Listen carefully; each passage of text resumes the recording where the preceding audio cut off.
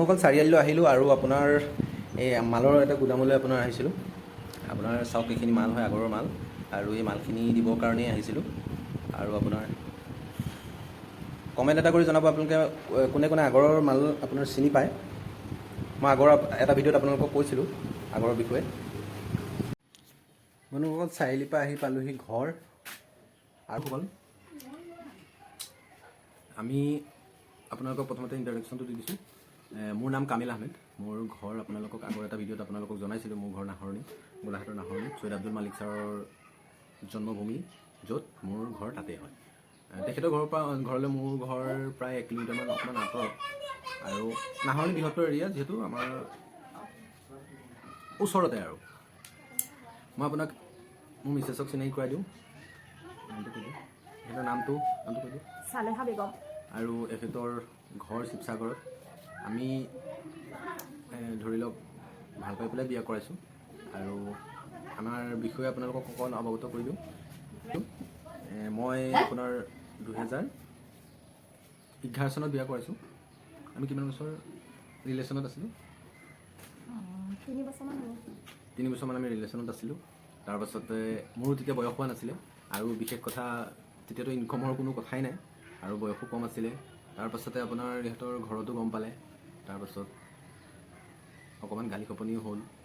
জানে আৰু আমাৰ ঘৰুৱা কথাবিলাক সকলোৱে জানে যে আমাৰ যদি গম পাই যায়, যদি ল'ৰা বা ছোৱালী আনমেচিয়ৰ্ড হৈ থাকে, তাৰপিছত কি হয়।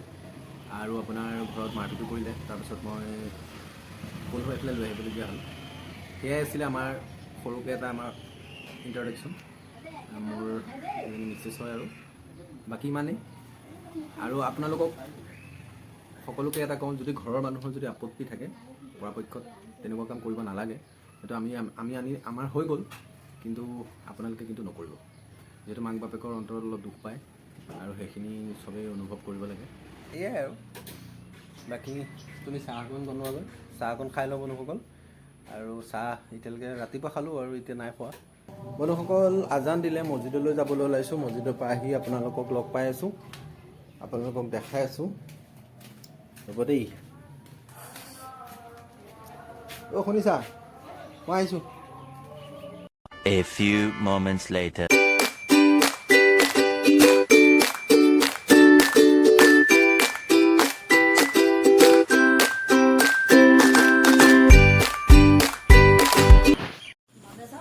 ঠিক 7টামান বাজিছে। মই এতিয়া যোৰহাট যাবলৈ ওলাইছোঁ। যোৰহাট মেডিকেল। আপোনালোকক শেষলৈকে আপোনালোকে ভিডিঅ'টো চাই থাকক। মই মেডিকেললৈ যাম।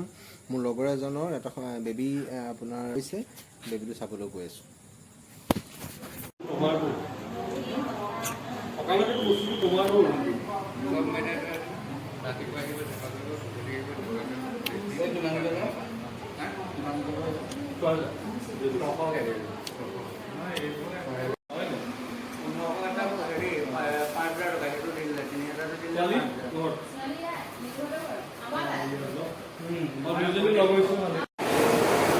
বন্ধুসকল ফাইনেলি আহি পাই গ'লোহি মেডিকেল কলেজ। আৰু আপোনাৰ লগৰজনৰ বেবীটো চালোঁ। চাই পেলাই আপোনাৰ ৰিপৰ্ট ল'বলৈ তেখেতে কাউণ্টাৰত আহি পেলাই ৰখিছেহি। চাওক লগৰকেইজনো আছে। যোৰহাটৰ পৰা আহি পেলাই ঘৰ পালোহি। আৰু আপোনাৰ আজিলৈ ভিডিঅ'টো ইমানতে সামৰিছোঁ, যিহেতু আপোনালোকক দেখাব নোৱাৰিলোঁ, ড্ৰাইভো কৰি আছিলোঁ মই। আৰু যদি আপোনালোকে ভিডিঅ'টো চাই ভাল পালে, চেনেলটো ছাবস্ক্ৰাইব কৰি দিব আৰু ছাইডত থকা বেল আইকনটো প্ৰেছ কৰি দিব। আৰু আপোনালোকে কমেণ্টত জনাব আপোনালোকে ভিডিঅ'টো কোন জেগাৰ পৰা চাই আছিলে।